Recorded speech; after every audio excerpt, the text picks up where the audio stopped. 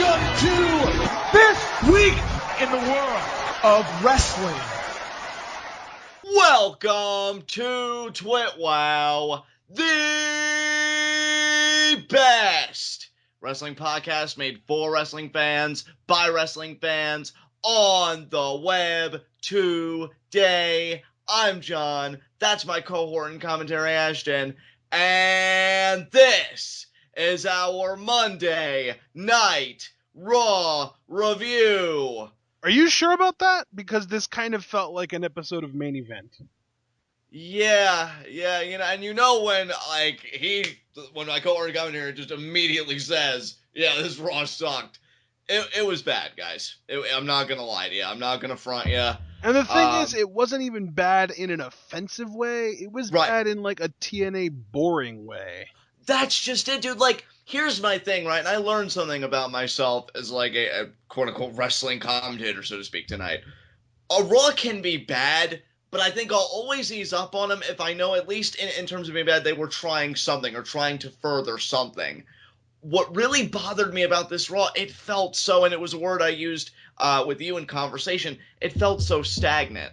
This Raw felt so stagnant, man. It didn't move the needle on anything. It moved the needle on one thing, and we'll get to it. We'll get to it, because there's going to be some interesting opinions on that. But other than that, you got a pay-per-view now. You figure it's May 30th tonight. Money in the Bank's in June 19th, a little over 2 weeks. And you should use all the time, all the television, every platform at your disposal to promote it. And I'm not just talking about Michael Cole shilling it on the network for $9.99. No, I mean actually promoting it, building those stories. And I feel like nothing was accomplished here. I mean, Ashton, what did you think, bro? I feel the same way. I feel like there were two sort of revelations that were made tonight that changed something about the WWE going forward. One of them we've known since Wednesday, and the other one was a brand new development that I don't even know if I was a fan of or not. Exactly, and believe me, in regards to the latter, we will again get to it, because I know that you weren't as enthused about it as everybody else, but that's going to lead to an interesting discussion. And yeah, let's just get right into it. First segment, heat of the night, and again, to build upon what Ashton said right at the outset, really just boring, not offensive, so I can't even say that I have any heats of the night, so to speak. It's just that I was bored. This was an episode, Ashton, where I wish I had a running counter, because I know I looked at the corner, out of the corner of my eye, at my computer clock multiple times thinking, is it 11 yet? Is it 11 yet? Just like waiting for the show to end. So no heats of the night, but man, I'm glad to be out of that. Well, the fact that it was as boring as it was seems like it could be a heat of the night in and of itself. I know. Well, yeah, just like, how do we say it a few rows ago? Like, the whole show's the heat of the night almost. Because, yeah, like, nothing really entertainment. With the exception, of course, of, like, a few segments, and we'll get to that. But, I mean, goddamn, man, this is bad. So what about you? Any heats of the night?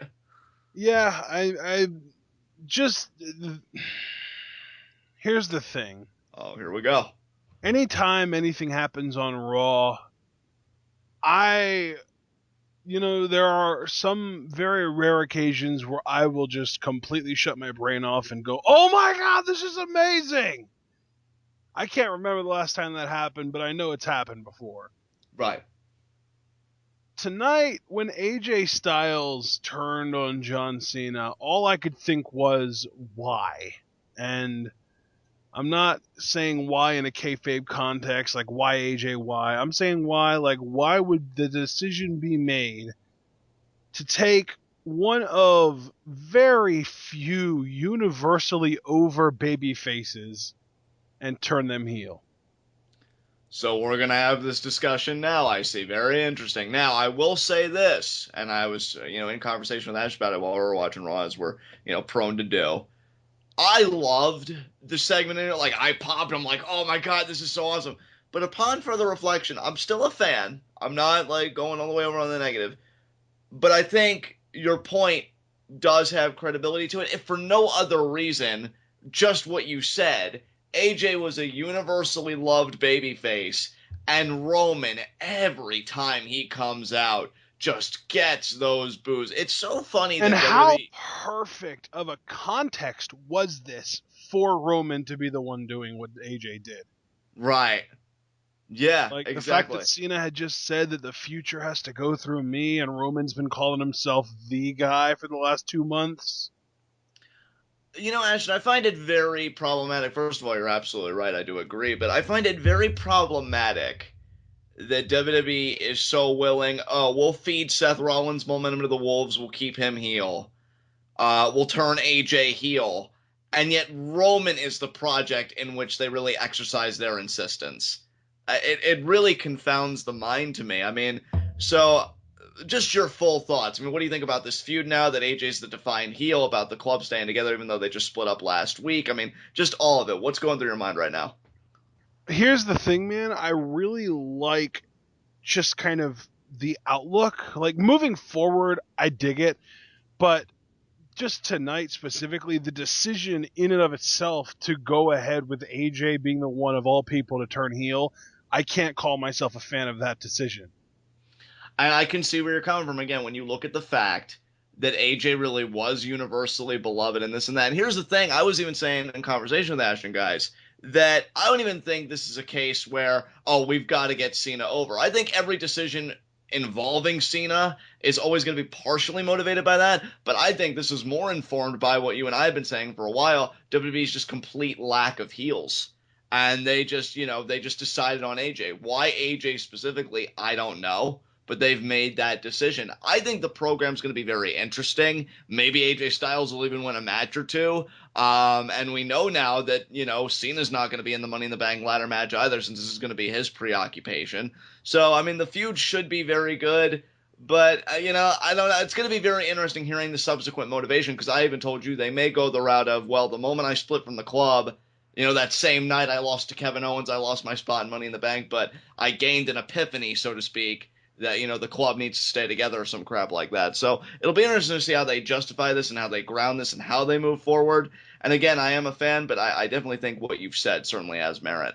I think my biggest issue with the decision to go with AJ was just the opportunity cost. Just like, you have to kind of look yourself in the mirror and say, what do I want? Heel AJ Styles and face insert list of babyface names here that aren't as over as AJ, or do I want to turn one of those other guys and keep AJ face, And I think what you just said lies in just a few key words: aren't as over.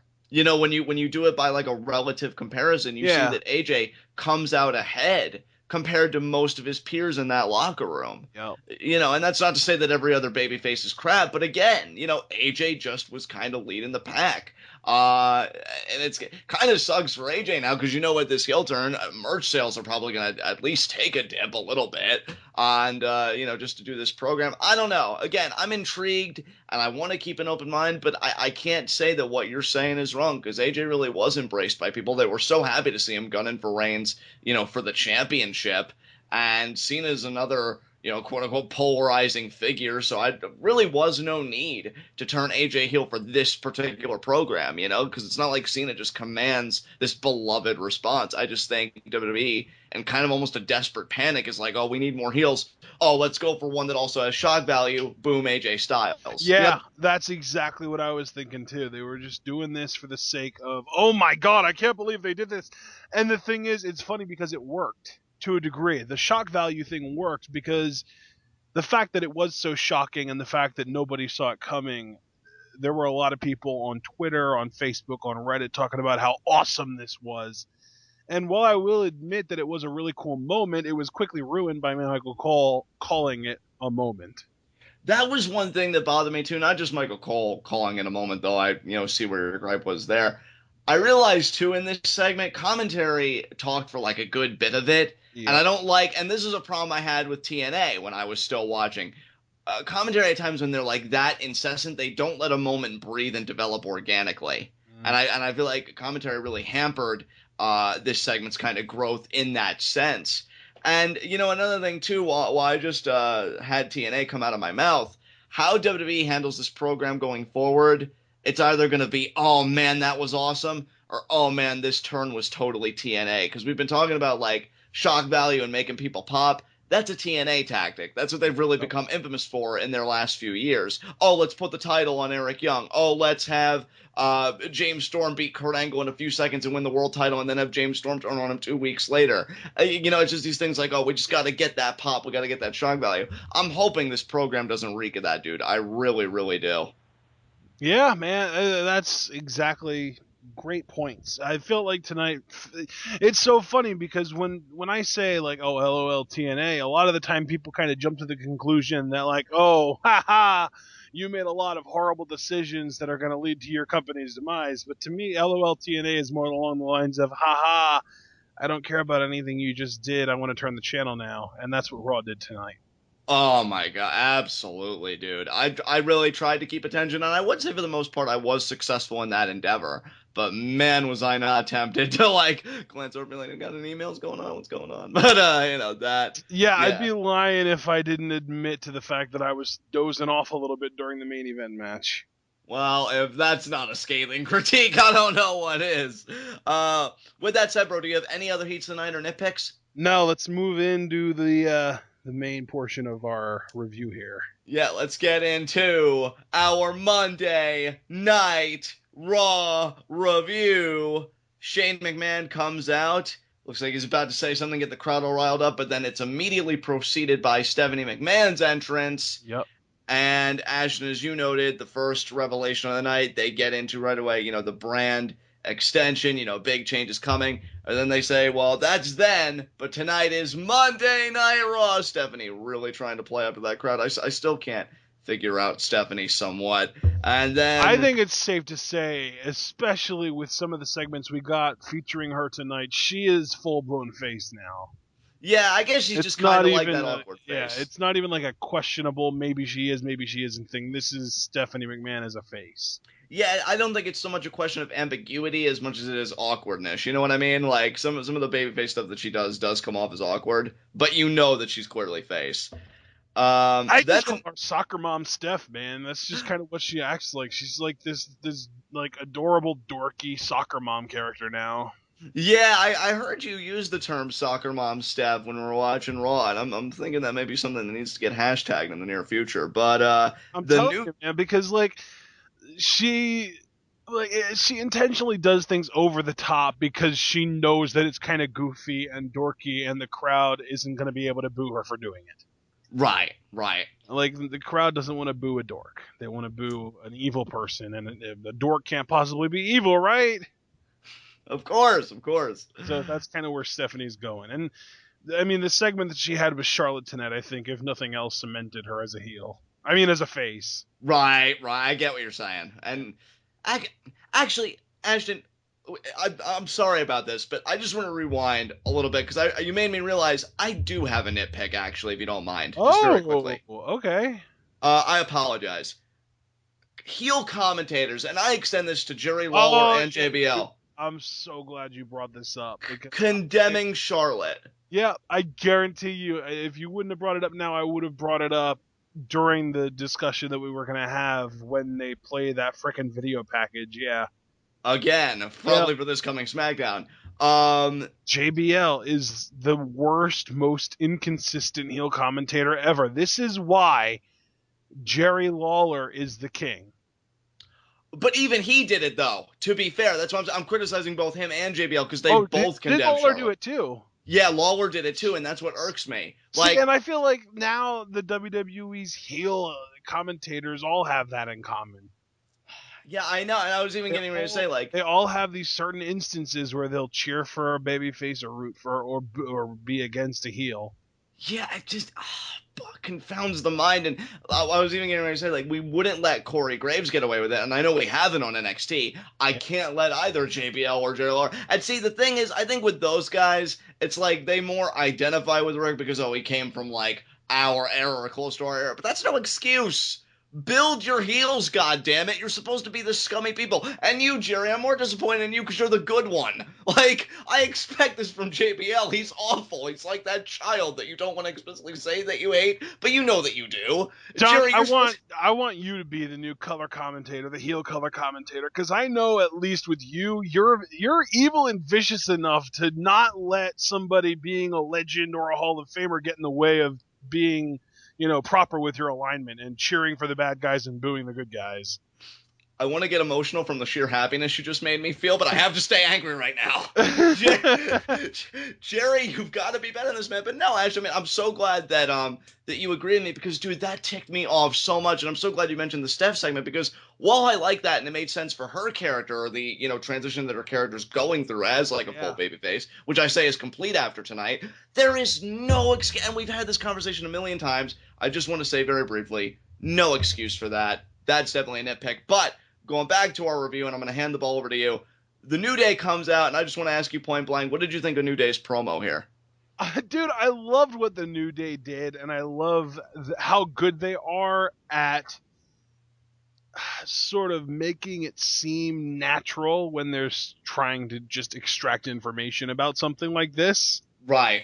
Like, I think that they were really the best choice for this, but at the same time, when they are interacting with Stephanie McMahon during this segment, it straight up feels like a high school, like not even a play, like one of those lame drug PSA things where they would hire a weird improv group to come in and tell you how bad drugs are for you, and they were like doing these weird skits on the stage, but all the while they were kind of winking at the audience like, see, get it, kind of thing. Like, that's what this felt like to me. Yeah, I can agree with you there. You know what? It was like New Day would be like, so Steph, what's going on with the brand extension? And then Steph would be half looking at the New Day and half looking at the audience, and then she would like give her answer as if she was explaining to everyone, like, oh, well, we don't really have that figured out yet, the New Day, even though she was talking to the crowd. Yeah, man. That's what this felt like. It's weird. What I felt was so, and this is probably one of the only times you're going to hear me use this term in the context of this Raw review, what I felt like was so intelligent about this, right, is that the New Day is such a beloved act, and given that they are a group, it's twofold. It really, in regards to the brand extension, it plants the seed for the question, could these guys get split up? And it makes you think about it. Even if they did it in a somewhat campy way, like, oh, Steph dodging the question, and then they do a dodgeball simulation. I like that they chose this particular act that is universally embraced, and we've grown a fondness of them together, and it does bring forth the question. It would be like what they did with the Dudleys in 2002 when they split up. It really showed you the seismic implications of the draft at the time, and I feel like bringing out the New Day here shows it in a more contemporary context. Like, oh shit, these guys could have to part forcibly if this draft has its way. So I actually thought that was very intelligent maneuvering on WWE's part. Yeah, man. Yeah,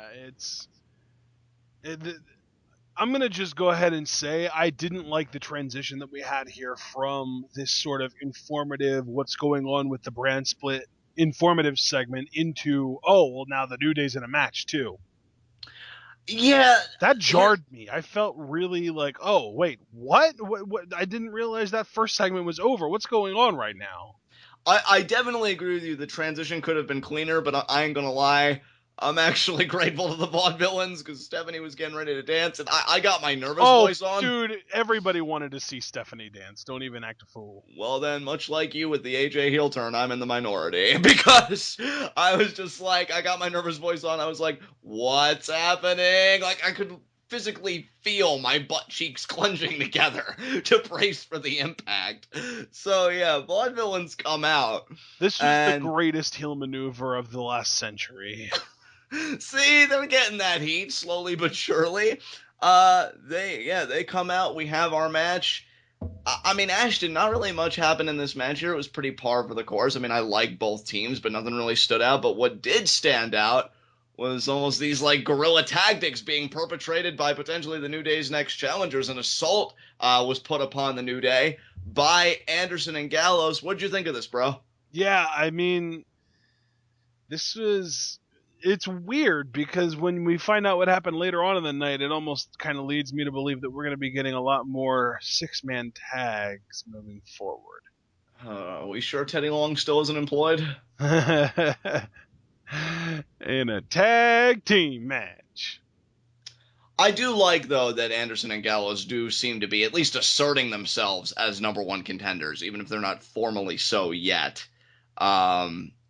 Funny thing, though, I just kind of had to raise broad this. I get why the Vaudevillains just left the carcasses of the New Day to the club. But in another way, though, given that commentary preceding all this really hyped up this match as, oh, what a big opportunity for the Vaudevillains, gets them back in the hunt. If I'm the Vaudevillains, I'm pissed at the club at the same time because you just cost me a match. Like, that was a DQ finish. The ref called for the bell, and clearly the New Day would win because they were the only ones attacked. So I'm curious if, like, all these elements are going to come together, or if the Vaudevillains have been completely phased out and we're just getting club versus New Day, which I don't mind in the slightest, mind you, because I think the mic work and everything else could be amazing there. But, yeah, just very interesting happenings here. And I think Xavier got laid out last, right, with the Magic Killer, and that's how Anderson and Gallows stood tall. Yeah, man. Anderson and Gallows looked dominant here and left the New Day laying. I agree with you, though. You make a good point about the Vaudevillains. They should be angry, but I don't think the Vaudevillains were even around after this happened. No, I mean, Anderson and Gallows came in the ring. They were looking right at the Vaudevillains, and the Vaudevillains were like, well, floor is yours. And then, tipped their proverbial hats, and then they went out. So I mean, They are gentlemen after all. Yeah, gentlemen douchebags, just leaving them like, oh, that's fine. You could just cost us the match, and we won't even show any kind of a spine about it. You could just beat up on this defenseless guy here. So yeah, I don't know how they're gonna respond to that, how they're gonna work that. I kind of hope that this moves the Vaudevillains past the tag title picture, and it might. I wouldn't put it past WWE for having that same mindset. Like, okay, let's just phase them out of it. Let's get them doing something else, and let's focus on the club and the New Day, which, again, I wouldn't mind either, and I'm actually a fan of the Vaudevillains, between the two of us. So, yeah, I mean, I don't know what they're going to decide, but great stuff here from Anderson and Gallows. Yeah, man. Do we want to move on? Up next, John? Yeah, what happened here? Well, we had, again, with the club, Renee Young interviewed them, and they basically disavowed AJ Styles, and they said that they were putting the tag division on notice. And they said, and I quote, "We have arrived." And then I think it was Gallows that said, "And we're just getting started." That was actually Anderson that said that. Oh, God. You know what, though? I still give you an A for trying. And you know what? I was close, okay? I just said you got the A. I was halfway there. And I was 100% wrong, but I was still 50% right. I hit you a bunch of times. But, yeah, what? good. No, that just wrestling isn't wrestling. I hit you a lot. Triple H to The Undertaker. Oh, yeah. He still lost. Yeah, now I kind of won. No. Fight me. No. You're not as good as Shawn Michaels. I will fight you on the moon! Oh, man. I love that thing. Anyway, so then we got a recap of Sheamus attacking Apollo Crews last week.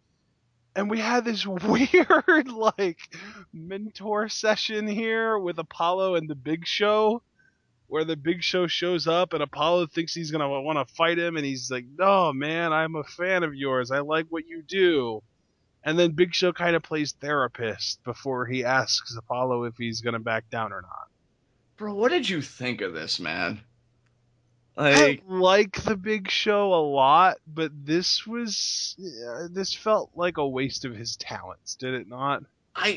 Here's the thing. You know what I would have loved? What's that? If during this segment, someone even bigger than Sheamus came in and took down both of these guys, and it led to a tag team feud. That would have been interesting, yeah. I'm gonna come off as a complete asshole here, and of course, what would you guys really expect anything else, right? For those of you watching the program. Yeah, I think I almost, it was just so awkward to me. It was so what? Why is the Big Show all of a sudden Apollo? Are they bald buddies? Is that is they bond over their lack of hair? And then when he's like, "Oh, I like you, not like you as in, you can have my lunch, you can get on my bus, have my lunch, and we watch episodes of Ride Along together." Like, the shameless promotion, though. Like, at least try to hide it. Well, and at the same time, too, why did he feel the need to specify that he didn't like him that much? Was there some kind of underlying gay joke in there somewhere that I didn't catch, or what? Probably. I mean, you're probably right. And to me, I would have felt I mean, it's funny too because all he said was that he didn't want him to go on his bus and eat all of his food. He said he didn't want him to enter him. right. It's not like he was like, "I like you, but no butt play." Exactly. To me, I would have felt so much better about this segment if it was Apollo Crews doing the push-ups like he was. He saw Big Show. He's like, "What? You want to fight me too?" Big Show just looks at him, does the knockout punch, and then he's like, "New era, old era, I'm a giant!" And then he just walks out. Like, that would have been so much better to me. That would have been amazing, though, because that would have... I mean, hell, WWE thinks they're short on heels. We agree with them. Let's make another one. And Big Show's a guy, whether because he lingers too long in a lot of people's eyes or what have you, he gets that heat. Like, I just feel... I was... And honestly, I want dude, like... Big Banter Big Show back again. Oh, that was great. When he was in the Authority. Ha ha ha ha! No! And honestly, dude, that's not even me, like, trying to be a complete dick. I had a feeling like that might have happened, because the way he was just looking at Apollo, I'm like, so you're gonna punch him now, right? Like, I was just, like, waiting for it. And nothing happened. Been amazing. I would have loved that, because then, I mean, one of Apollo's biggest flaws is that he has no flaws. So you really back him into a corner, you might actually manage to make him feel like an underdog as opposed to this freakishly athletic, god. And that may still be coming, because I find it weird, right? Yeah. That we have an interaction between these two with no precedent of their relationship whatsoever. At all. So and now all of a sudden Big Show, who's in his early 40s, is a fan of the new era? What?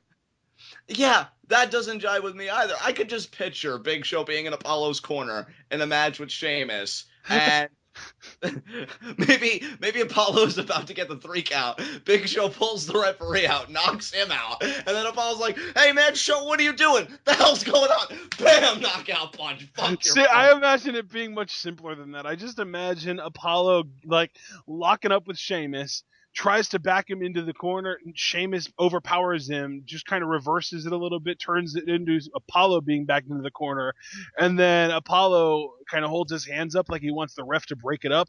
The ref breaks it up. Apollo goes over to Big Show to try and talk it out, and clock, Big Show knocks him out then and there. And then he just walks out. Don't you dare come to me for advice, you little punk.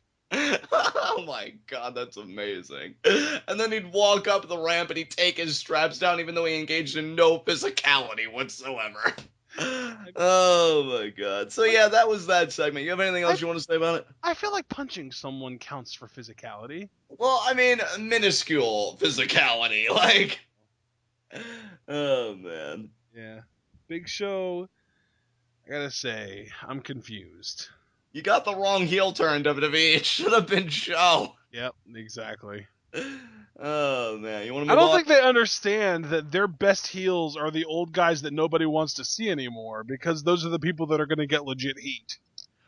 Isn't that, I mean, well, no, you just said something. I was ready to move on, but let's explore that just a little bit. Big Show, Kane, Mark Henry, those are the guys that should be heels right now. Right, and I was even getting ready to say, like, I feel like that is a logical progression. I'm not saying the new era is a story. I think that makes a lot of sense with why Jericho has been such an amazing, effective heel, too. Right, yeah. He's kind of reached that old and in the way status as well. Definitely. I just think it's logically coherent given what WWE's, promoting again in the new era. That these guys... Yeah. I think the only young guy that gets legitimate heat nowadays is The Miz. Right. And I would agree with you as well on that, yeah. I don't even know how young he is. He might be late 30s by now. He might be. Yeah, I just think... Googling. I just think, again, it's logically coherent to have guys that were a part of a different time, a different, era. Okay. Being the heels for this new era. He's 35, so he's not that old. He's pretty young, actually. Yeah, he's like middle of the road right now. Prime ages. Yeah. So, anything else you want to say about it, or can we move on? I think we can move on. Up next, we had our second match of the night. The Usos versus Fabriz with Golden Truth on commentary. I didn't care. Right? That's the answer to everything in this show. I mean, what did you think? Well, I mean, no. I Do just I even feel have like to this ask? entire review is going to be, hey, John, stuff happened. I don't care. Me neither. Let's move on. Well, I mean, and I don't want to be that apathetic because I feel like I'm better than that. But seriously, you have this exciting tag team in Breeze Dongo to me that's new and that's different. But of course, the freaking Usos. And I get that Breeze Dongo. I knew that they weren't going to be a team gunning for the tag titles, especially considering what we're probably going to get in that division anyway. But Um, if you're running your wrestling company like a meritocracy, which is how it should be run, they should be in the world title tag title picture exactly. because they're freaking entertaining, and that's all that matters in wrestling. Right. Yeah, that they have that connection. They're entertaining. I think it would have been really cool to shove in Golden Truth's face. We're more put together than you in such a short amount of time. We beat one of the most established tag teams in the WWE. Why do I And get the feeling that we're gonna this entire Breezango or Febreze, as I prefer to call them, versus Golden Truth feud is gonna be one of those dance-off type feuds where rather than actually wrestling each other, they end up doing random menial competitions to try and prove which team is better. if they do that, it's going to infuriate me more than this Golden Truth storyline already has, and that's saying something. Well, it seems Because like the WWE is aiming for the record of pissing you off with this whole thing. I know, they're trying to kill me, dude. They've been unsuccessful, but they're trying to kill me. Because to me, the story clearly is, oh, Golden Truth doesn't have their shit together, but look at this team that formed pretty much at the exact same time as Golden Truth has had this success, and Golden Truth keeps plugging away until they get the proverbial monkey off their back and they beat Febreze. That's to me the story. If you start having it degenerate into, well, we can dance better than you, or we can rap better than you. No shit, that's the gimmick. Well, That's the now gimmick I that could you have. also see them doing like who knows their partner better, and then doing like the dating game with tag team partners. Oh, Jesus Christ.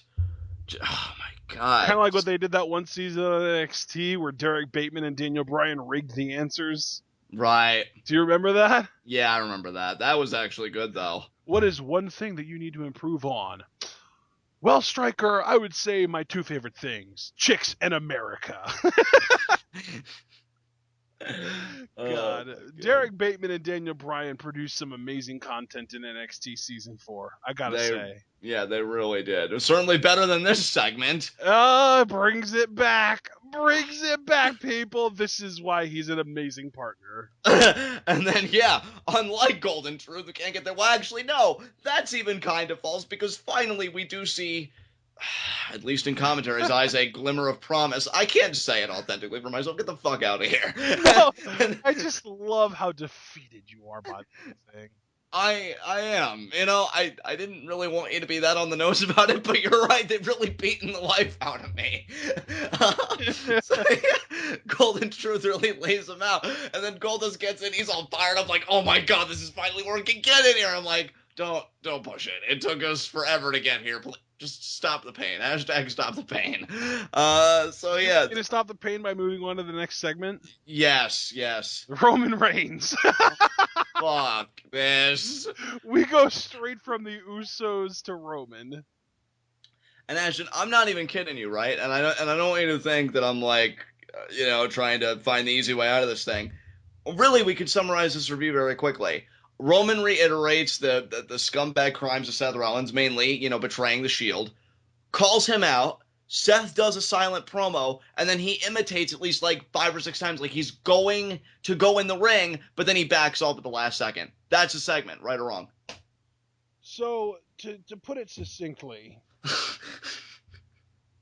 Roman Reigns continues his desperate plea for the crowd to hate his opponent and like him. Yeah. And then Seth Rollins continues his desperate attempt to get the crowd to hate him and like Roman. Exactly. That's all this segment was. And the thing is, it probably would have worked in almost any other feud, but as long as the guy doing the heelish stuff is going against Roman Reigns, segments like this are a waste of time. They're not going to work. Ever. Not only that, I mean, you're absolutely on the nose with that, right? Do you want to know how you could have gotten somebody enough heat to get the crowd to maybe possibly cheer for Roman today?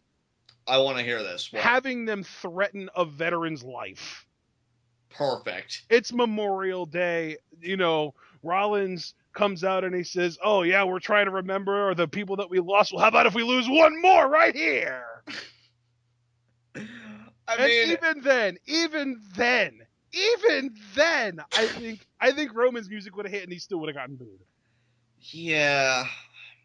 And you know what another problem was? Because again, you're absolutely right in that characterization.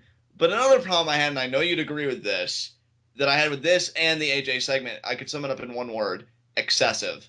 I feel like the starting and stopping of Rollins and the beatdown by AJ were both excessive in their own ways. AJ, my problem was that the brutality wasn't successive. And what I mean by that was you went from right hands to still right hands to more right hands. It should have been right hands, maybe Styles clash, and then maybe, I don't know, a calf crusher or something, or a phenomenal forearm. Maybe Anderson and Gallows pick Cena up, and then AJ hits a phenomenal forearm. It should have been successive. With this, I love Seth to death, but it's like, good God, man, either shit or get off the pot. Like, I'm not even asking you to come to blows with Roman, but you could have at least changed it up a bit. Maybe actually cut a promo after all and not stick to the silent promo. Maybe get in a sneak attack. Something. But this, oh my, to me, this felt like WWE trying to run the clock out, honestly. Like, oh, let's drag this out for as long as we can. I hated That's this what segment, I got the sense of, too. I got the sense that they were just like, all right, Seth, here's the thing.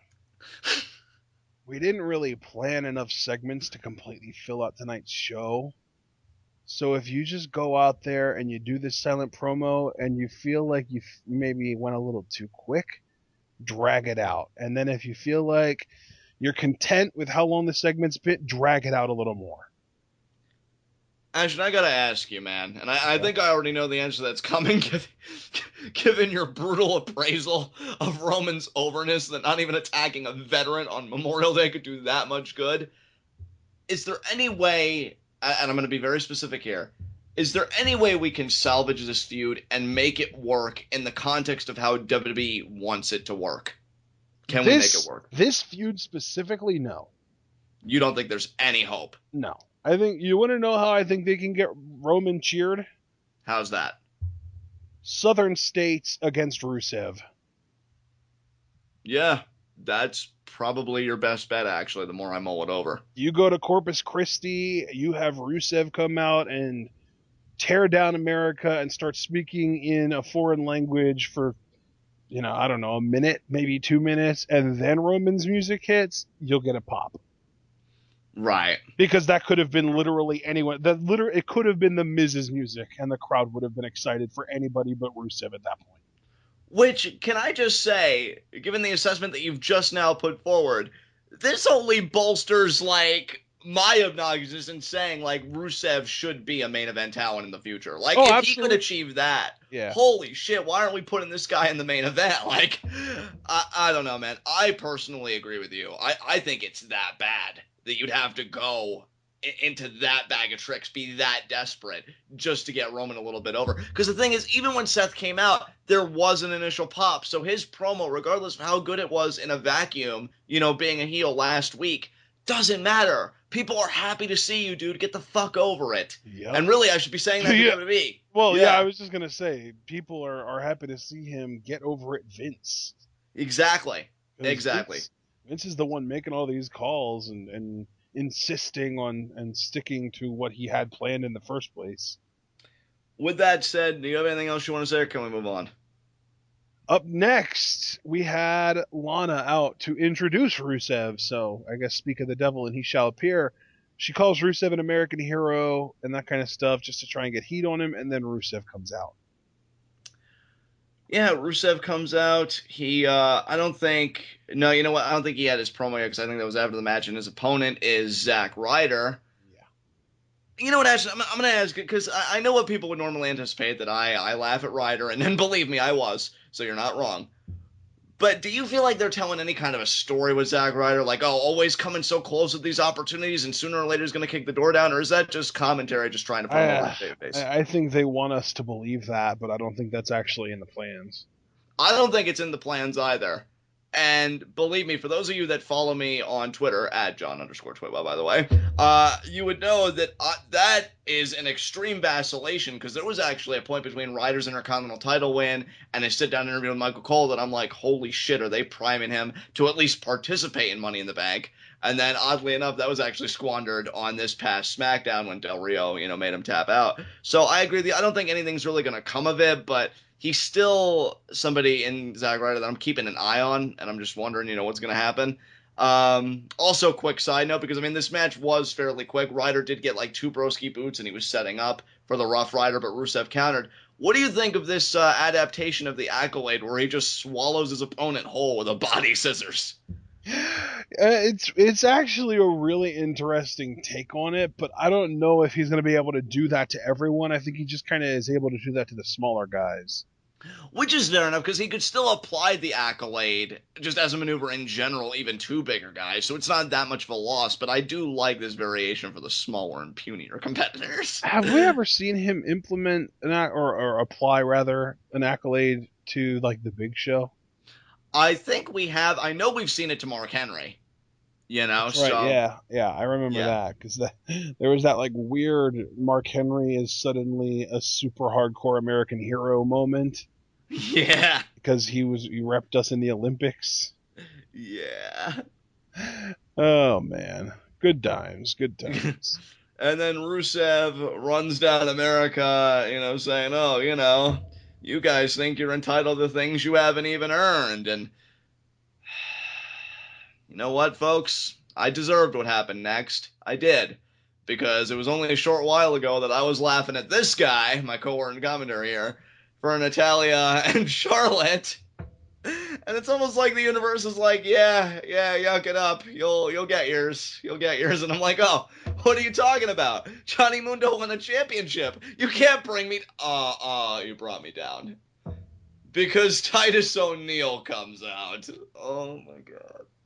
It's basically, yeah. The thing is, what I don't think the WWE realizes is the guy that you put against Rusev, that's a big deal. Yes. I don't know if they know how big of a deal that is, because that person, within a month of feuding with Rusev and interrupting Rusev's promos and coming out to attack Rusev when Rusev holds in the Accolade for too long or whatever, after a month or two of that, they're going to become one of the most over baby faces on your roster, whether you want it or not. Yeah, dude, and you are so right. The thing is, Titus O'Neil is hot garbage in the ring. Do you really want somebody who's that bad in the ring with that burden of over? And see, here's the thing, right?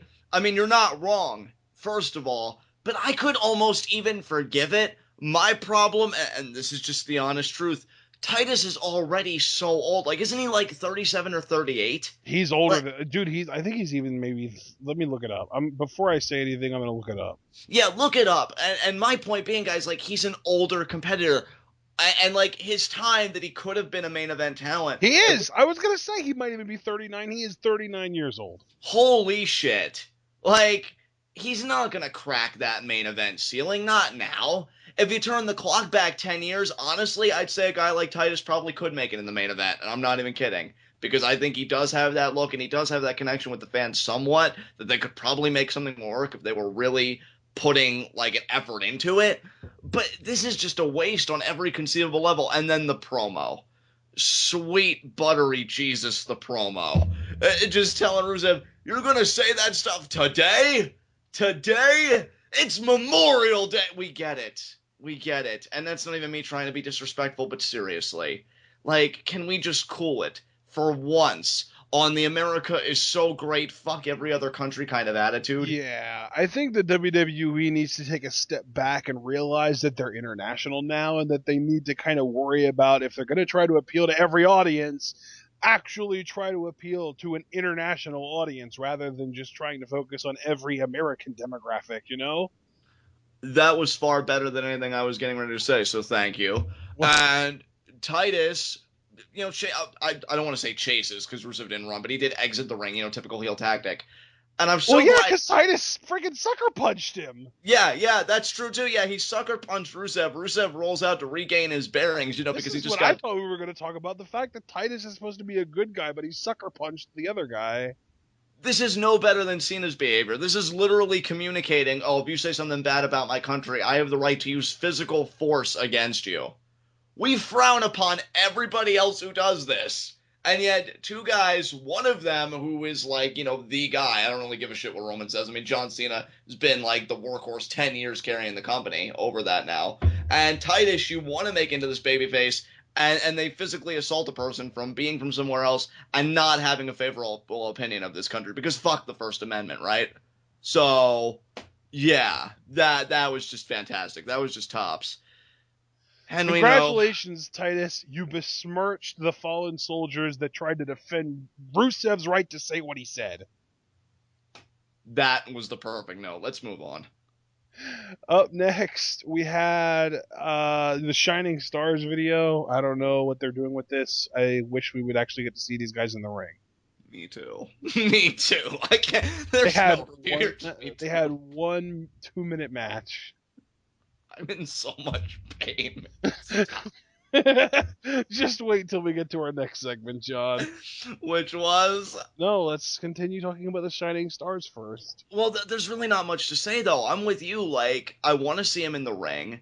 They're like, oh, we've had people, begging us to come to them and bring Puerto Rico to their cities. But hey, we'll do you one better. We're all inviting you to Puerto Rico. Which, how does that even make them heels? Like, they're giving me an invitation to Puerto Rico. Thank you. know. Well, maybe they're heels because they don't want the audience to know about Puerto Rico's debt. I was even getting ready to say, maybe they're inviting them and now sign these papers. Ha ha, you've just taken on a burden of Puerto Rico's debt. Ha ha ha, and then they escape. Dude, I don't know if you realize this or not, but your generic, stereotypical Puerto Rican laugh sounds exactly like Armando Alejandro Estrada's. That's amazing. I've achieved something, which is more than I can say about this Raw tonight. I don't remember a lot about him, but I remember my name is Armando Alejandro Estrada. And I remember that after every sentence, he would do, ha ha. Yeah. That's like how you just did the Shining Stars laughs. That's amazing. So up next, we had a video package covering the Flair family drama. Are you as sick of seeing this as I am? I was sick of seeing it when it happened. Oh, that retort.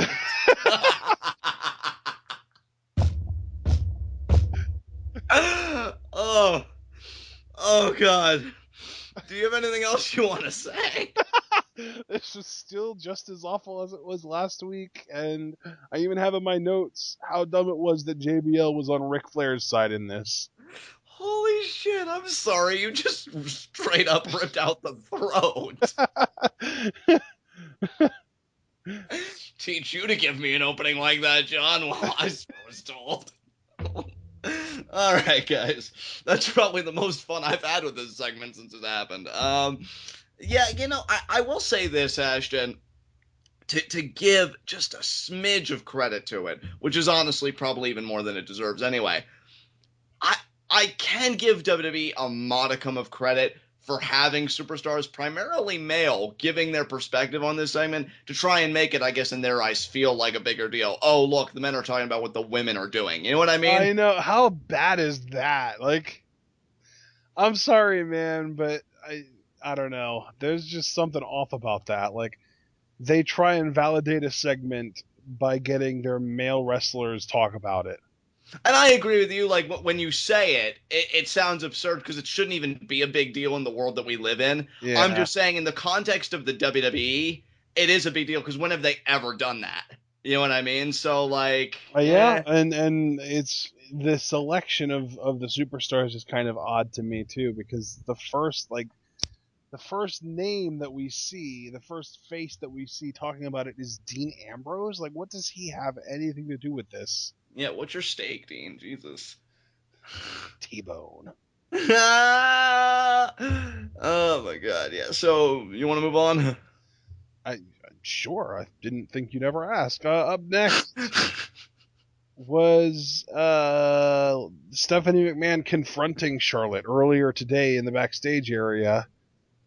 She pretty much reads her the riot act and tells her that she's embarrassed that she represents the women of WWE, calls her selfish and self-centered and a brat and all this stuff. And I don't know if there was really a point to this other than just to really establish Stephanie McMahon as a face now. Actually, I'm going to ask you something since you said that, and that's the perfect kind of leading off thing. I liked what Stephanie did here, but I was unsatisfied by the conclusion. I want to know if you shared my sentiments because... What conclusion? There was no conclusion. Well, no, like that's my thing, right? She just leaves Charlotte. What I mean by that is, you would have felt like after Stephanie, to use your words, read Charlotte the riot act, and just the anger and the tone she expressed, especially when Charlotte was getting ready to talk back and be like, oh, well, and Stephanie shut that down real quick. I thought it would have made sense to, well, Charlotte, you're really walking with this pomp and this circumstance and this stride.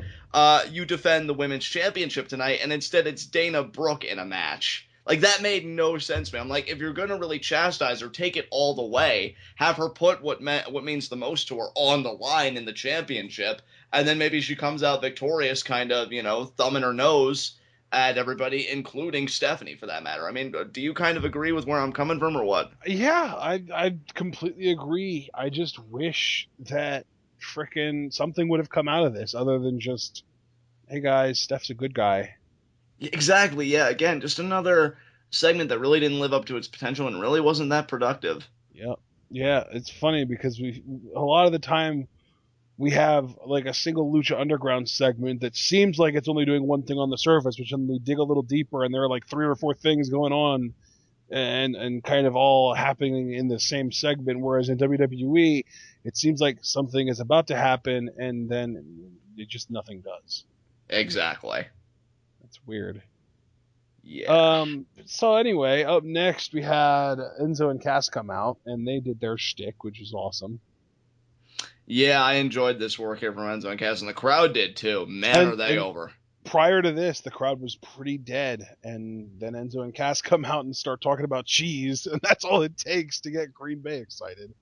See, that's how you do a cheap kind of pop. You reference something specific to the state, but then you turn it into a bit like Enzo and Cass do. Yeah, that's something that The Rock was always the king at, because rather than doing the fully, right here in Green Bay, Wisconsin, The Rock would reference local landmarks that he visited or crossed by or something like that. You know what I mean? Exactly, and it worked. And yep. I think that we mentioned, in an agreeable nature, Enzo and Cass and The Rock in the same breath. That really says everything that anybody needs to know about the future of these two guys. It's just amazing. So they do their bit. Dudley's come out, and we get Dudley's versus Enzo and Cass. Thoughts on this match, Ashton? What match? There was a match? Yeah, I mean, Enzo and Cass bulldozed through them pretty quickly, huh? They have been for a few weeks now, it seems like. Yeah, Dudley's are really on the decline. I wonder if that's going to result in anything. I really, my thing is just, what's the point of having Enzo and Cass steamroll these guys over and over and over again? Yeah, I don't really get it either, because it's not really a feud as much as it is just a beat down. Yeah, the Dudley boys are kind of the aggressors in this, and yet Enzo and Cass, who really just kind of come out and talk smack, and then the Dudley boys come out and kind of go on the attack. Enzo and Cass always end up coming out on top of those exchanges. I gotta ask you, Ashton, you don't have to get into specifics about it, or even answer if you don't want to, if you feel like it would, reveal anything. Do you think the Dudleys have just been losing? Do you think they're going to get split up in the brand extension, and then they're going to try and maybe do something singles with Bubba? Because I know some people have been wanting that, given his Bully Ray character work. DNA. I don't want to speculate on that. I don't know. I don't know either. It may happen. I mean, because they really haven't been doing anything. And again, we just got done saying they've been really getting pounded and just beat down by Enzo and Cass all this time. Are their contracts winding down? Do we know? I don't know their contract status, actually. That's a great question. Because, yeah, that could be another thing, too, that they could just be on the way out altogether. Yeah, that's kind of what it feels like, because they're just using their last... Well, I shouldn't say that as if it's definitive. It feels like they're using their last days of their contract to really get this hot new team over. Right. Yeah, that very well could be, dude. Nice thought. I don't know. Yeah. All right, well, I guess let's move on. Well, up next, we had a backstage conference, kind of, between Sami Zayn, Dean Ambrose, and Cesaro, and apparently Canadians suck. Yeah, you know what's so funny about this segment is that I just recently rewatched the South Park movie, And Oh, like, Jesus, blame Canada. exactly. It just seemed too apropos. I'm like, what's happening to my life right now? A good segment, but yeah, again, it just goes for that weird humor, like, oh, they're from another country than us. And to be fair, though, the Swiss also did get credit, because I guess with Cesaro in the room, you feel better about challenging Sami Zayn than you do Cesaro, which I guess you're not entirely wrong, but whatever. So yeah, it was a fun segment. Humor kind of, didn't land with me so much. I think really what made this segment ultimately work, even if just by a little bit, were the people involved, because they are all very likable and what have you. So I'll give Yeah, it I a was try. just getting ready to say, I feel like every time Dean Ambrose tries to do comedy, it fails on every level except for the fact that he's so likable you don't want to cringe at him. Exactly. So there you go. I don't know. All right, so then we get Cena. And Cena gets welcome back chance right off the bat. But then, for whatever, I guess he felt like he really needed to say it. He had to get it off his chest. He starts off with a pro USA kind of Memorial Day speech and talks about, all of the men and women who gave their lives and blah, blah, blah. Like, basically what we already got at the beginning of the show when we got the 10 bell salute. Yeah, obviously it's tired. It's Has repetitive. anybody told Cena that he wasn't an actual Marine in real life and that he just played one in a movie? I don't know if anybody's confirmed that to him yet. I really don't. Yeah. So sorry for him. I think the He's living only. a lie, John.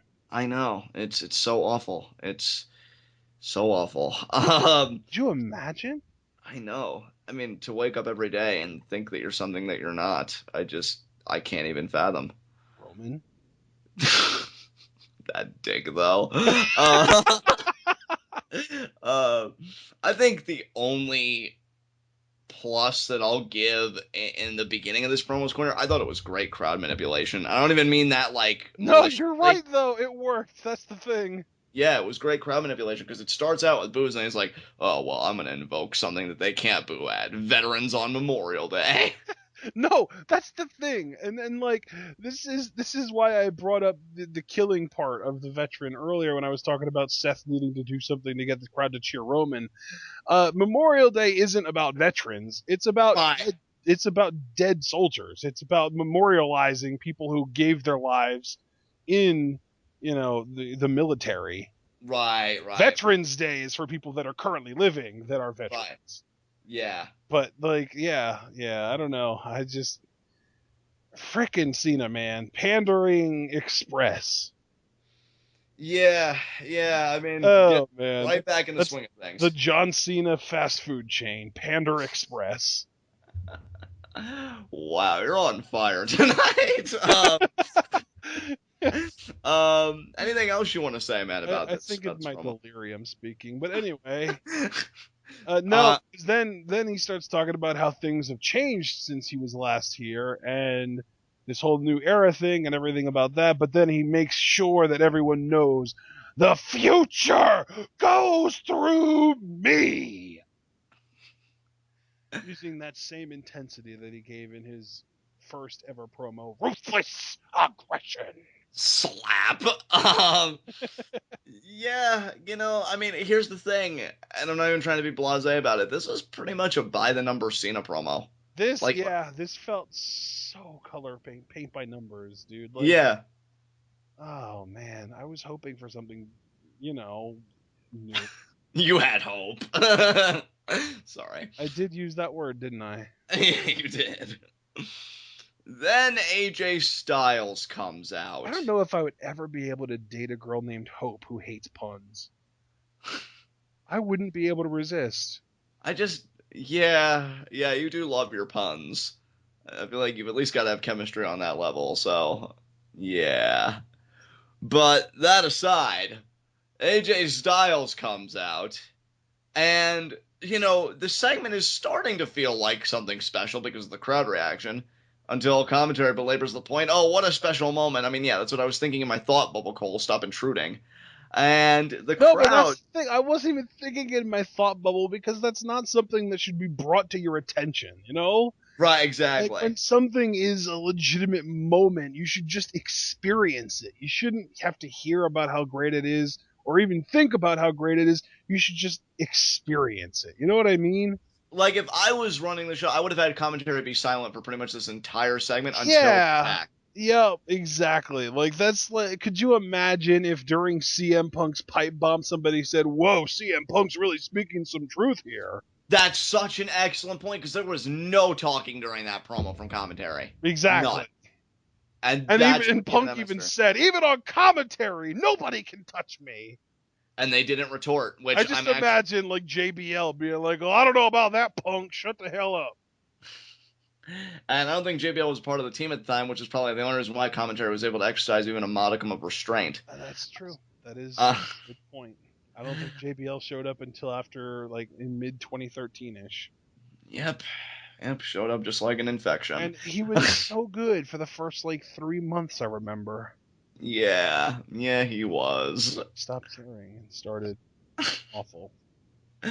AJ goes on about, like, hey, I respect you. I know everybody else respects you. And then the club comes out, and then I'm like, oh, the plot thickens, because I know, like, everybody was going to go their own ways, but clearly everybody still has sore feelings. I know, and they're just so unhappy with AJ, and they talk about AJ's kissing John Cena's ass, and they said, oh, you're here to kiss ass, we're here to kick it, and that includes yours, and then... Why are you laughing? That's a direct quote, man. No, I know it was, but just your inflection. Like, I just get the feeling like you thought that was so full of ham. I don't know. Dude, it's funny, too, because I felt like Carl Anderson's delivery of, and we're here to kick it, was actually really good. I agree. Dude, I felt like Carl Anderson worked that mic tonight. Yeah, he was really good consistently tonight.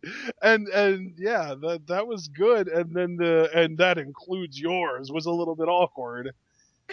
But then Cena does his one arm take my shirt off move and throws it into the crowd, and as he's walking back towards the middle of the ring to prepare for war, AJ clocks him in the face with a forearm. Heel turn! And then he just proceeds to beat on AJ Styles, him and the rest of the club, now reunited after only a 1-week breakup. And yeah, they put the boots to him. Come on, John, get into it. And it feels so good. Yeah. Sorry. I almost got a little lost in there, because I think I want to be anywhere but here, talking about this Raw. So yeah, they put the boots to Cena, and then Carl Anderson's like, yeah, that's the AJ we love. Like, I just feel like ever since the breakup, he was writing, like, all this fan fiction where they run roughshod over everybody, and then it just came true, and now Carl Anderson's just so happy. That is perfect. And Carl Anderson keeps a dream journal. Oh my god, I'd pop if that was ever revealed. They're not actual, like, dreams that he has while he's asleep that he tries to remember, though. They're just dreams in the sense of, like, goals. Yeah. So it's not really a dream journal, it's a squad goals journal. And I can just picture him, because let me tell you something, AJ. The best dreams I have are when I'm awake. Oh my god. Then AJ, the dreams I have are the ones that include you. Friendship goals. Hug on me, brother. And then AJ, after a little bit, because there were a lot of mount punches in here, guys. I lost count. Well, I mean, I can tell you how many series of them there were. 4. 3.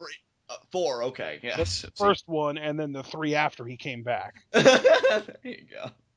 And then AJ's like, I did the world a favor. You're welcome, world. You're welcome. And with that, AJ Styles became the god of the internet. Either he became it or he just reaffirmed his status. I don't know. Take your pick.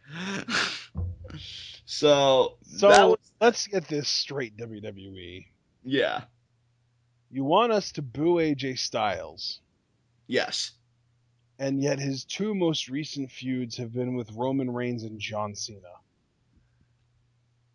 And before that, Chris Jericho. I don't know if that's what you meant to say, or you're... No, that's what I said what I meant to say, because the idea is you want us to boo this man. Right. It just doesn't add up. No, It doesn't. I mean, say what you will about Cena having been gone for so long and people being excited to see him back. He's still the exact same John Cena he ever always was. He still had a chorus of John Cena sucks playing during his theme song. So don't think that just because he's back after a hiatus that people are going to embrace him as the babyface that you want him to be. Well, those delusions should have been immediately dispelled the moment he invoked dead soldiers, for God's sakes. Like, right at the outset of the promo. I don't know, man. It's whatever. I mean, look, again, I liked it, and, like, from that fan perspective, like, yeah, I popped, but when you really stop and you ponder it and you give it thoughtful consideration, what even was this? Because I swear, Roman should just be wearing a neon flashing sign at this point that says "Turn me," because you're choosing everybody but him. Is Bray Wyatt the head of creative now? Everyone but you, Roman, gets a heel turn. Who else got a heel turn tonight? Well, actually, nobody. But I mean, some people were even speculating. I think that you're projecting your hopes that the Big Show would have turned heel tonight. Ashton, I have no hopes. Okay, that's a lie. KO for Money in the Bank 2016. Trend it. It's and gonna be Ambrose. No, it's gonna be Kevin Owens. Damn it. It's gonna be Ambrose. No, it's not gonna be Ambrose. It's gonna be Kevin Owens because just Kevin Owens. He ate the pin tonight. Money in the Bank winners are losers generally leading up to the pay-per-view. My guy has more credence than yours does. And that if he would have won, you would have said that that was a positive as well. You're damn right I would have. Because mental gymnastics. Exactly. I'm a gold medalist with a broken freaking neck. Sorry, wrong person. So yeah, that was this segment. Do you want to move on, or do you have anything else you want to say about it? Natalya versus Dana Brooke. You take this one. Why would you do that to me? Because I've suffered enough, man. I talked about Titus at length. Take this one. Dana wins decisively. Oh, that is such a cop-out, even though you're right. This match was like 2 minutes. It was so awkward, too, because, like, it took Dana so long to actually execute. Dana Brooke was involved? Okay. Dana Brooke being involved in a match makes said match awkward. Look, you're not wrong. I was just trying to have a little nuance, okay? You sounded so much like Rafi there. But, yeah, it took Dana Brooke so long to actually execute the Death Drive. I'm like, Natalya, given your technical acumen, can't you, slide out? Like, oh, of course not. She needs to play dead fish for a minute. Oh, my God. I wonder if it reminds her of how it feels to be in bed with TJ. Oh, my, why? Why? You know what, let's move on, man. Baron Corbin versus Dolph Ziggler. Okay, you take this one, too. What did you think about all this? This was weird, is what it was. Like, Baron Corbin is the good guy in this now? Dude, I don't even know. It's not even that I don't care. I don't even know. Because the bell rang and Dolph kicked him in the dick. Yeah, I mean... Right in the dick, right off the bat. No hesitation. I mean, at least when Baron did it, it was legal. Yeah, and... as somebody who's actually genuinely interested in the in amateur wrestling, so much so that I'm looking forward to the Summer Olympics this year. That too! Why did he put on headgear and a mouthpiece? Because he really emphasized, my accomplishments at Kent State, and it's going to be a technical wrestling match. And I guess he was... Yeah, and then, yeah. I mean, I've seen beautiful Greco-Roman suplexes and all that other stuff, but that gonad kick right there, just BAM! Just a thing of beauty, Dolph, seriously. Oh, my God. The form was just impeccable. I know, right? I mean, just straight nut shot, no ambiguity. I feel like he could have kicked a 45-yard field goal with that. So now Baron Corbin has beaten Dolph 3 times now. Can we end this feud, please? But I know we're probably not going to because Baron Corbin has to avenge his grapefruits. So we're only going to have it at Money in the Bank kickoff because... Dolph Ziggler, you killed thousands of my children. So now I'm just going to kill you. Period. 1,000 times over. 1,000. Yeah, that would be a Baron Corbin promo saying something after period. So yeah, you got it. Yeah, nothing else to say about this. That's not even what I meant it to be, but yeah, you're right. He finishes the thought and then adds something afterwards because he's Baron Corbin, and who are you to tell him he's wrong? Why isn't Scott Steiner your manager? Why don't I have that on my TV? Oh, speaking of managers, we didn't have any Darren Young vignettes tonight. Oh, yeah, another disappointment. God, it's like you we took... didn't drop the ball. It's like you took the only light in our lives and you extinguished it. So yeah, what came after Ziggler Corbin? I don't want to move. I'm deflated, man. Look, the fact that you're defeated, it's irrelevant. Because I'm I didn't defeated say too. defeated. I said deflated. You know you're defeated too. Don't act like you're not. I am so sorry. I don't know where that came from.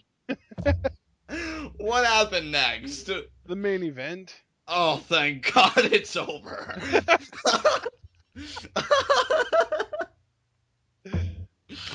What can you say about... Sorted. Damn right I did. It probably had greater value than this entire 3 hours. I know what I did. Oh my God, I gotta get it together. Keep it together. What can you say about this? It was just a 6-man tag. Like, and Ashley can even tell you guys the one thing I was like, oh, but Bray Wyatt can return because he's doing the whole hashtag the return and it's gonna happen. He's gonna be the final man of Money in the Bank because Cena isn't, because Meltzer confirmed it and all that stuff. And no, we just have our finish. And yeah. I mean, Baron Corbin wasn't the only one to get kicked in the dick. I kind of felt like I did with Kevin Owens eating the pin in this match. You feel good about yourself? No. Okay. So Kevin Owens eats the pin because he eats dirt, he eats by Dean Ambrose. And then, and honestly, I don't even say this insultingly. I'm just saying I'm more used to it on this show. It felt like SmackDown because the babyface just closed the show. Just standard babyface kind of close. And that's Raw. Like, do you have anything you can add that I didn't say about this match or any of the happenings? I mean, do you have anything you want to say? No. Then there you go. Then what are we doing here? What are you doing here? I mean, we could all just, I don't know. I don't know. Lucha Underground's Wednesday, that's what I know. So until then, though, let's move on. Before we close out our Raw review, in honor of Bob Backlund, who wasn't on the show tonight, I've got to get one out. Bob Backlund was made of Wilford Brimley's mustache. I would have rather, first of all, it's an amazing factoid. Second of all, I would have rather watched every little diabetes commercial that Wilford Brimley starred in than pretty much the entirety of the show. Because at least when a guy says diabetes, like diabetes, it makes me chuckle just a little bit. So, yeah, Wilford Brimley greater than Raw in my book. The longer you stretch this out, the more you make me want to do a second one. Oh, you know what? That's fine. You want to do a second one? No, do a second one. Let's go. All right. High spots and low shots. My low shot. I want to make myself my low shot for all the time in my life I won't get back. But my low shot. My low shot is Von Breeze Dango. Oh, okay. Good pick. Because they lost and they got beat down by the team that they've already beaten twice. So that's pretty humiliating. They're supposed to have their shit together and they didn't do anything good to them. Yeah, they really didn't. My low shot's John Cena. Huh, what? Well, I mean, he got the shit beat out of him tonight. Oh, he returned. Yeah. I guess I just don't understand giving a low shot to someone who came back from like a 6-month injury successfully. Yeah, because he came back and got treated like shit. At least Seth Rollins got to walk out on his own power. So. Yeah, that is true. Seth Rollins came back as the aggressor. John Cena came back as the aggressed upon. Exactly. I'm just going to say this very quickly. My honorary high spot, and I'm only doing honorary because I know it wouldn't count in actual context, but I've got to give credit to the people that follow me on Twitter, because I started interacting more on Twitter towards the tail end of the show, and that was the most fun I had with this Raw before we did this recording, was interacting with you guys. So everybody I interacted with, LSS stuff, Alex Foster, all you guys, you're freaking amazing. Love you guys. Thank you for putting a smile on my face for what was an abysmal Raw. But for my actual high spot... Oh, who could I say? You know what? Terry Bollea. Probably. I mean, he won his lawsuit, so there you go. My high spot...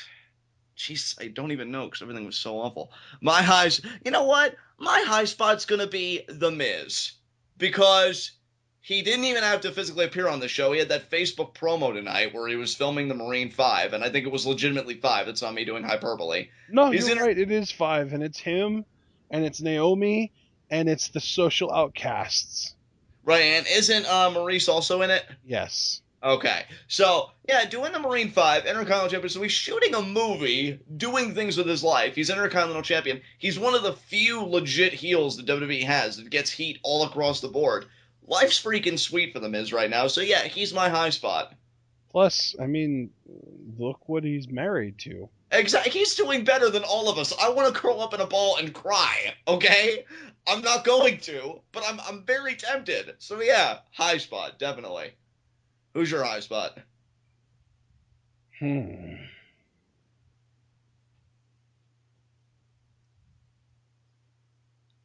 feel like we've gone far too long without anything being said. Yeah, do you not have a high spot this week? That would be a first. Thinking, I think my high spot's the Club. Oh, okay, good choice. Good choice. They perpetrated not one but two beatdowns tonight, came out on the winning end of both, and had a relatively decent interview backstage. Exactly, and the beatdowns were against, I mean, just to kind of further your point. The New Day and John Cena, yeah. Yeah, two really relevant acts in their own ways. So, yeah, great stuff. The only high spot. With that said... Literally the only high spot that would have probably been valid on tonight's show. Yeah, definitely. I mean, let's be real, your high spot wasn't even on the show. That's true. Look, I got no qualms about that. So, I mean, that's a first. Right. Yeah. Yeah, absolutely. I'm not even joking. I'm pretty sure that's an actual TWitWoW first. I agree. I thought we were about to have another 2 hours. I didn't know we were going to have a high spot with the quality of this show tonight. So I had to think about it, but I'm happy with the conclusion I reached. I do think, though, that if Raws keep on this trajectory, we will have a week where it's just like no high spots whatsoever. After tonight, I don't know. It's going to pick up in July and August for SummerSlam before it dies back down again. That's true. But anyway, next segment, Raw request. Since do better is a sufficient answer. Suck less. That tone, though. I'm gonna say my Raw request. Try harder. No, I can't do that. Damn it! Stop making me laugh.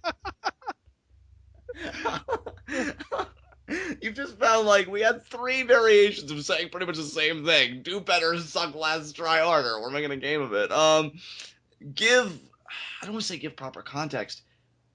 Do something interesting with Big Show and Apollo. Oh, I thought you were just gonna leave it at that. No. That would have been 4. That would have been 4, but no. 4, yeah. Do something interesting, please. I think. And I can't believe I'm saying this, and I'm saying it with sincerity. It isn't a tongue-in-cheek comment. I do think there's a kernel of potential here with this storyline, especially because I like the dichotomy you set up earlier, Ashton, with this old guard being the more aged guys and the new era being obviously, more youthful and kind of novelty. Whatever. That reminds me of something. What's that? We didn't even talk about this. Cena's whole "the future goes through me" line, as soon as he said that, do you remember what I said? What'd you say? And with that, your WrestleMania 33 main event is set in stone. Yeah. Cena versus Roman, guaranteed. Oh my god. And when we get there, I hope you remember this moment. This way you can get as much air in your lungs as possible to let out the most glorious called it in human history. We'll cross that bridge when we come to it, though. So yeah, I think there's a kernel of potential with the Big Show Apollo Crews, even if it is just Big Show turning heel and maybe Big Show and Sheamus form this faction of old fogies or whatever, and Apollo Crews starts running with his own people, and I don't freaking know. But yeah, I think if you're gonna do this, commit and really use Big Show to the best of his ability, which in my mind would be turning him heel, and that would be 2 obstacles for Apollo to overcome, which only again further garners sympathy. Another point that you made earlier in the show, Ashton. So yeah, that's my Raw request. Yeah, I'm actually struggling to come up with a Raw request because I feel like everything that I want them to change isn't so much like a trope or something with the format that I feel like they did wrong, or even something that they got kind of right that I want them to do even more right in the future. Everything that I want them to change involves an actual change of creative direction. Right. Like, I want, just as an example, I obviously want Roman to turn heel, but even if you want to be a little bit more realistic, I want Febreze to be a successful tag team while Golden Truth flounders for a bit, Exactly. I want these creative directions to happen that don't seem like they're currently in the process of happening. So all I'm going to say is give Rusev more TV time. He's really good. Yes, I love that. And dude, can I just say, I love that in this review tonight, we really went out of our way in our own ways to give Rusev the credit he deserves, because I've been saying for a while, like, so underrated. So I'm really glad we really emphasized his abilities tonight. Whoever is in charge of writing a storyline that involves Rusev has the easiest job in the world. Yeah. He's just so good. Like, oh my god. And yeah, but with that said, let's move on to our last segment. 30-second hot seat. What question do you have for me this week? Well, I could just be like, so John, Lucha Underground's a thing. Yeah, it is. Give me a mock reaction to Johnny Mundo winning the world title. Go. Oh, yes. Rick Knox made the count, John. Thoughts? Oh, he finally did something right in his life. His family will finally allow him to come home. Oh, man. Oh, man. All right, your 30-second hot seat. Let's really zone in on this, all right? Okay. Okay. So we had a big, complicated six-man tag tonight, but what we know is that there's going to be a seventh man in the Money in the Bank. So who do you think that seventh man is? And do you think that there will be an eighth man, or do you think they're going to stop at 7? You have 30 seconds, and your time starts now. Well, Ashton, given how WWE likes to operate, I'll answer the questions backwards. First, I think it's just going to remain at 7. And to answer your second question, I still believe that Bray Wyatt is ultimately going to be the 7th man, because it's just a little too on the nose for me that his hashtag the return tweets and everything would coincide as we're building this Money in the Bank ladder match. So I'm still sticking to my guns that Bray Wyatt will be the 7th man. Isn't Money in the Bank in like 2 weeks, though? Yes. Is it in 2 or 3? I feel like it's in a little over 2 weeks. So closer to 3. Closer to 3, yes. So 20 days rather than 13. Yeah, I think we're like looking, because it's after midnight now, so we're looking like 19 days. So, yeah. Gotcha.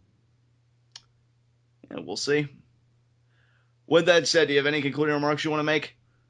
I just think it's weird that they went the entire night and didn't actually establish any new things for Money in the Bank. I know, dude. Yeah. There was nothing. There wasn't a single new match added. There wasn't a single new, even stipulation added. It was just coast. Yeah, it really was, which, given again... This is why we can't have more than 4 weeks between pay-per-views. Exactly.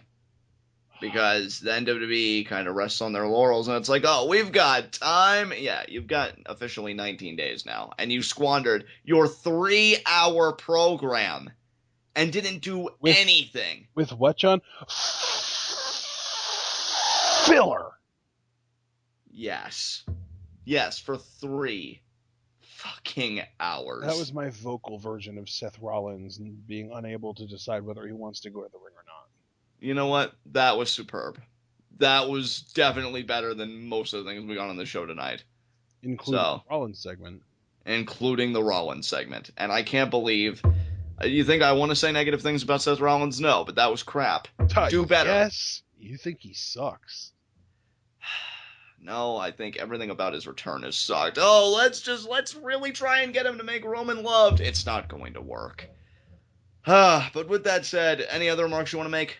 Hey, everybody, remember when you hated me?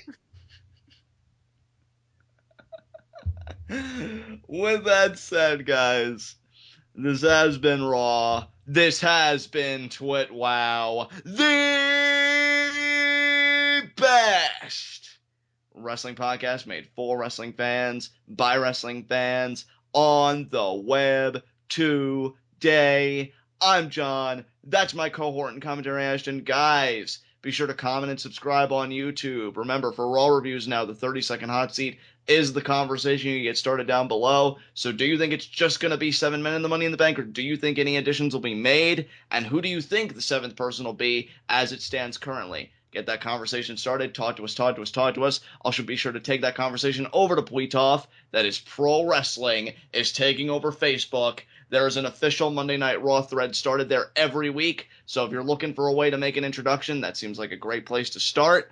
Also, be sure to check out the TWitWoW Facebook page. Like, share, and comment on the content there. If Facebook isn't your medium of choice, be sure to check out the TWitWoW subreddit, where you can find all of our TWitWoW content. And members of the TWitWoW subreddit can create threads of their own on all things related to pro wrestling. But if you want the best possible TWitWoW experience, I highly recommend you follow both of us on Twitter. I am at John_TWitWoW. That is JOHN_TWitWoW. And like I said tonight, I had some great interactions with some of our TWitWoW fans. Thank you very much for that. Ashton is at APON404. That's the letter A, Pond, the body of water, POND 404. Ashton, you recently did on your Twitter I guess you would call it like a Twitter rant about what exactly is wrong with Roman Reigns and how AJ Styles got the perception wrong, because he believes that it's because, people think he can't work. But your thing has always been, well, Roman isn't a true babyface because he doesn't need the audience to help him win. That's always been my thing with babyfaces, dude. Like, yeah. The reason that Daniel Bryan got as over as he did was because the crowd felt like if they didn't cheer for him enough, he wouldn't win matches. Exactly. It's the same thing with Hogan, and the same thing with Austin, and to a degree even the same thing with Cena, until that stopped being a thing, and then they started booing him because of it. Right. So yeah, you can. As soon as somebody starts winning, regardless of crowd reaction, that's when the crowd starts turning on. Exactly.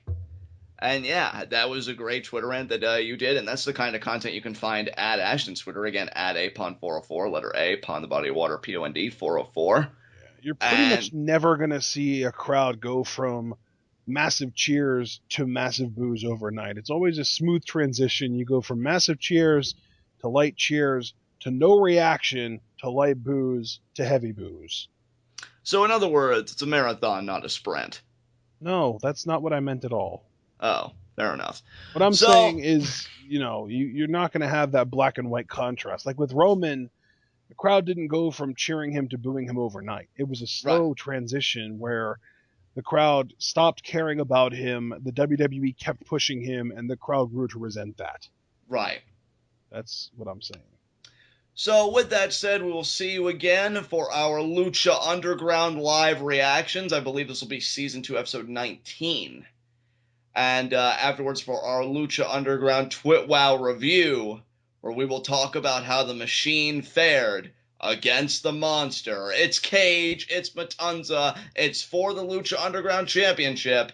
You can find your best coverage here, and until then, tune in and peace out.